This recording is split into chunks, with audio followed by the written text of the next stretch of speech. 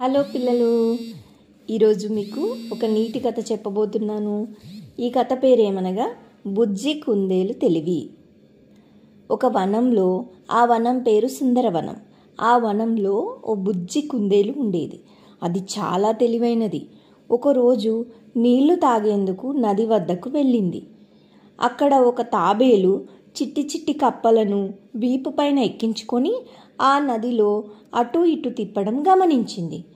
వాటి సంతోషం చూసి కుందేలుకు కూడా ఆశ కలిగింది. వెంటనే తాబేలుని పిలిచి తనను కూడా తిప్పమని అడిగింది.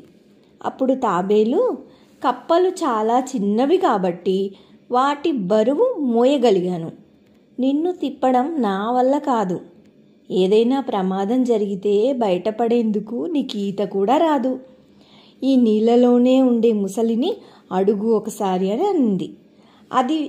అది నిన్ను తప్పకుండా ఎక్కించుకుంటుంది. ఆ మాటలను అక్కడి ఉన్న ముసలి విన్నది. ఆ బుజ్జి కుందేలును ఎలాగైనా నీళ్ళలో ముంచేసి గుట్టుక్కుమనిపించాలనుకున్నది. ఆ ముసలి నీళ్ళలోంచి తల బయటకు పెట్టి, నిన్ను నా వీపు మీద కూర్చోబెట్టుకొని తిప్పుతాను రా అని కుందేలుని పిలిచింది.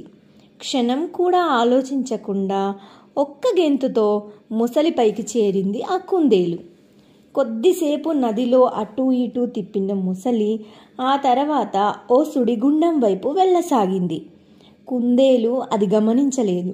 ఇంతలో ఒక పెద్ద చేపకు మొసలి కుట్ర అర్థమై కుందేలును హెచ్చరించింది. అప్పుడు ముప్పును పసిగట్టిన కుందేలు, ఓ ముసలి మామా, నువ్వు నన్ను భలే తిప్పుతున్నావు. నీళ్ళలో వేగంగా ముందుకు వెళ్ళడంలో ఎవరైనా నీ తర్వాతే. వెనక్కి కూడా అంతే వేగంతో వెళ్ళగలవా అని అడిగింది.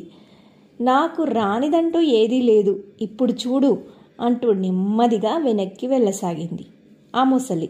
అయ్యో, ఇంత నెమ్మదిగానా అంటూ రెచ్చగొట్టింది కుందేలు. ఆ ముసలికి పట్టుదల ఎక్కువై, చూడు ఇంకా వేగం పెంచుతాను అంటూ మరింత వేగంగా ఒడ్డును చేరింది. వెంటనే బుజ్జి కుందేలు ఒడ్డుపైకి దూకి, ముసలి మామా, నేను నీ దుర్బుద్ధిని గ్రహించాను. ఆపద వస్తే కంగారు పడకుండా ఏదైనా ఉపాయం ఆలోచించాలని మా అమ్మ చెప్పింది.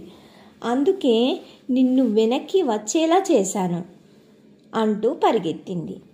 అప్పటికి కానీ తన తప్పేంటో ముసలికి అర్థం కాలేదు.